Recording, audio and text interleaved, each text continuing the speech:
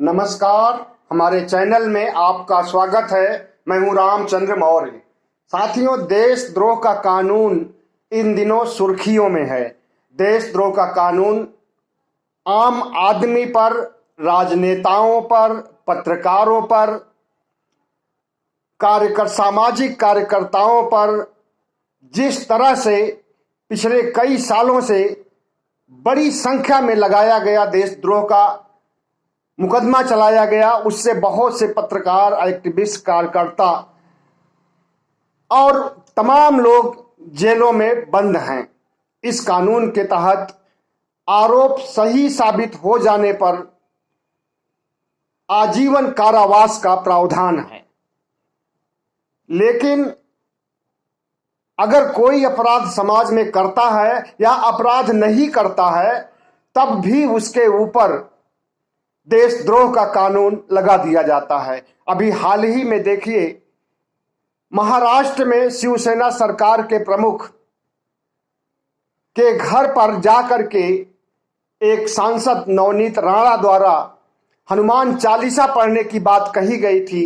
उस पर देशद्रोह का कानून आईपीसी 124A के तहत मुकदमा दर्ज कर दिया गया। हालांकि वो छूट गई है, लेकिन इससे देखने में ये आता है कि धारा 124A देशद्रोह का जो कानून है वो सबसे बड़ा हथियार है भारत सरकार के पास, राज्य सरकारों के पास, पब्लिक को डरवाने के लिए, सामाजिक कार्यकर्ताओं, बुद्धिजीवियों, पत्रकारों और सामाजिक कार्यकर्ताओं को डरवाने का उनका एक बहुत बड़ा षड्यंत्र है, जिसके तहत इस कानून को लगा देते हैं। और अक्सर लोग इस कानून से छूट जाते हैं क्योंकि उनका अपराध इतना संगीन नहीं होता है कि वे इस धारा के अंतर्गत आ सकते हैं। अब समझ लीजिए कि क्या चीज है धारा 124A या राष्ट्रद्रोह का कानून। जब कोई व्यक्ति मौखिक या लिखित शब्दों में, संकेतों में या दृश्य प्रतिनिधित्व द्वारा या किसी और तरह से घृणा व अवमानना व उत्तेजित करने का प्रयास करता है या भारत में कानून द्वारा स्थापित सरकार के प्रति असंतोष भड़काने का प्रयास करता है, तो यह देशद्रोह की धारा उसके ऊपर लगाई जाती है।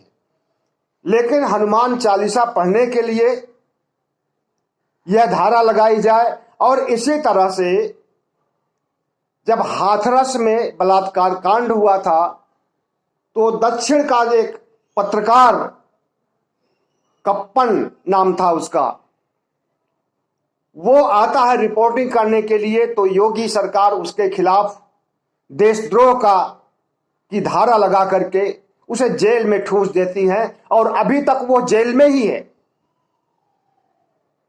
तो इस तरह से राजद्रोह या राष्ट्रद्रोह या देशद्रोह का जो कानून अंग्रेजों के समय में औपनिवेशिक काल में बनाया गया था, अंग्रेजों ने इस कानून को बनाया था अपने खिलाफ स्वतंत्रता की आवाज उठाने वाले लोगों को दबाने के लिए, उन्हें दंडित करने के लिए इस कानून को बनाया गया था।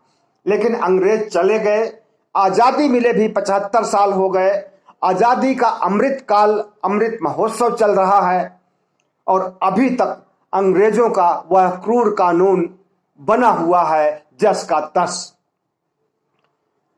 तमाम बुद्धिजीवियों, सामाजिक संगठनों, पत्रकारों की अपील पर सुप्रीम कोर्ट ने इस मामले का संज्ञान लिया है और भारत सरकार को इस कानून के प्रति अपना दृष्टिकोण बताने के लिए विवश कर दिया। और सरकार कभी इस कानून के पक्ष में और कभी इस कानून के खिलाफ हलफनामे पेश कर रही है। सबसे पहले तो उसने ये कहा कि यह कानून बहुत समय से लागू है और इसकी जरूरत अभी देश में है। लेकिन अब वह अपने ही बयान से पलट रही है और उसके मंत्री किरण रिजिजू इसकी वकालत कर रहे हैं कि यह कानून खत्म होना चाहिए। और भारत सरकार भी अब इस निर्णय पर पहुंच रही है कि इसकी समीक्षा होनी चाहिए, पुनर्विचार होना चाहिए, और अगर ऐसा लगता है तो इस कानून को खत्म किया जाना चाहिए। सुप्रीम कोर्ट ने कल तक का समय दिया है भारत सरकार को अपना पक्ष पेश करने के लिए कि राजद्रोह का कानून, राष्ट्रद्रोह का कानून असंवैधानिक है, इसे नष्ट करने के लिए कल तक अपना मंतव्य जाहिर कर दीजिए, अपनी विचारधारा प्रकट कर दीजिए, और वो भी लिखित रूप से हलफनामा देकर के। तो साथियों, 1500 कानून खत्म किए हैं, ऐसा मोदी जी ने कई बार कहा है कि अंग्रेजों के बनाए हुए 1500 कानून उन्होंने खत्म किया, लेकिन एक कानून खत्म करने, जो राष्ट्रद्रोह का कानून है, इसे खत्म करने में प्रधानमंत्री को बार बार सोचना पड़ रहा है। और इसलिए सोचना पड़ रहा है कि अगर इस कानून को खत्म करते हैं तो जिन लोगों के ऊपर ये धारा लगाई गई है, क्या उनका गुनाह माफ किया जाएगा? और जो लोग इस कानून के तहत जेल में हैं, क्या उनका गुनाह माफ किया जाएगा? जिन लोगों पर राजद्रोह के आरोप में मुकदमे चल रहे हैं, क्या वे मुकदमे वापस किए जाएंगे? और फिर विपक्ष को डरवाने, पत्रकारों को डरवाने का उनका सबसे बड़ा ब्रह्मास्त्र उनके हाथ से निकल जाएगा। जवाहरलाल नेहरू यूनिवर्सिटी के कितने छात्र भीमा कोरेगांव आंदोलन में से जुड़े हुए कितने कार्यकर्ताओं को इस कानून के तहत गिरफ्तार किया गया है और उन पर मुकदमा चल रहा है, उसमें से कुछ की मौतें भी हो चुकी हैं। और ये आप मानिए कि 80, 82, 85, 90 साल के लोगों को इस कानून के तहत गिरफ्तार किया गया है। तो ये कानून नहीं है, बल्कि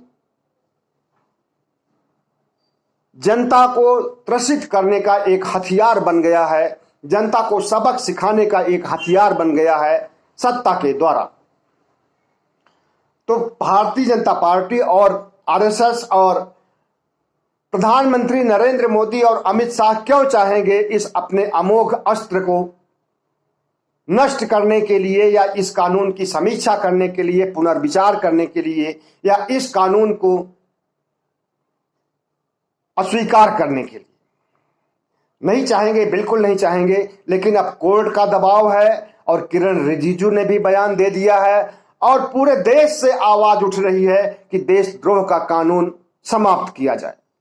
और अगर नहीं समाप्त करेंगे, जिस तरह से इसका बेजा इस्तेमाल होता रहा है, तो उसी तरह से इस्तेमाल होता रहेगा। और निरपराध, जो गुनाह नहीं किए हैं कोई देशद्रोह के खिलाफ, राष्ट्र के खिलाफ, जिन्होंने कोई गुनाह नहीं किया है, वे लोग पिसते रहेंगे इस कानून की चक्की में, जैसा कि अभी तक होता रहा है। तो इस कानून को अब तक बहुत पहले ही हटा लिया जाना चाहिए था, लेकिन मोदी सरकार की ठसक थी कि विपक्षियों को सबक सिखाना है तो सीबीआई भी होनी चाहिए, आईडी भी होनी चाहिए, इनकम टैक्स भी होना चाहिए, और राष्ट्रद्रोह, देशद्रोह का कानून भी होना चाहिए। और इन्हीं हथियारों के द्वारा अपने विरोधियों को दबाया जा सकता है और अपने खिलाफ बयानबाजी करने वाले या सरकार की आलोचना करने वालों को दबाया जा सकता है। लेकिन अब मोदी सरकार घुटनों पर आ गई है और उसे यह कानून वापस लेना ही पड़ेगा, क्योंकि सुप्रीम कोर्ट के संज्ञान में सारी बातें आ चुकी हैं। और सुप्रीम कोर्ट ने तो यहां तक कहा है कि इस कानून का दुरुपयोग कुछ इस तरह से हो रहा है कि पेड़ काटने की जगह, कुल्हाड़ी से पेड़ काटने की जगह पूरे जंगल का ही सफाया किया जा रहा है। बहुत बड़ी बात है ये कि अगर कोई अपराधी है तो उसके खिलाफ लगाइए, लेकिन जो लोग अपराध कर रहे हैं, जैसा भी छोटा या बड़ा अपराध कर रहे हैं, उनके सबके खिलाफ यही लगाया जा रहा है। तो कुल्हाड़ी जो है वो पूरे जंगल को ही साफ कर रही है, मतलब कि पूरे देश को का ही तहस नहस कर रही है, पूरे देश का ही विनाश कर रहा है यह कानून। सीधे शब्दों में समझा जा सकता है कि सुप्रीम कोर्ट की विचारधारा इस कानून के प्रति कैसी है। तो साथियों, अब कल जो है यानी 11 मई को भारत सरकार द्वारा देखिए क्या निर्णय लिया जाता है इस कानून के को पुनर्विचार के लिए या नष्ट करने के लिए या इसकी समीक्षा करने के लिए या इसे हटाने के लिए मोदी सरकार का क्या रुख होता है ये तो कल पता चलेगा। लेकिन हम आपसे यही आग्रह करना चाहते हैं कि इस तरह के अमानवीय कानून के खिलाफ हम आप सबको गोलबंद होना चाहिए और भारत सरकार से और सुप्रीम कोर्ट ऑफ इंडिया से मांग करनी चाहिए कि इसे तत्काल खत्म किया जाए और जिन लोगों को इस कानून के तहत दंड दिया गया है उनके दंड को, उनकी सजा को, उनके मुकदमे को वापस लिया जाए और उन्हें रिहा किया जाए जेलों से। बहुत बहुत धन्यवाद। हमारे चैनल को सब्सक्राइब कीजिएगा, लाइक कीजिएगा और शेयर कीजिए।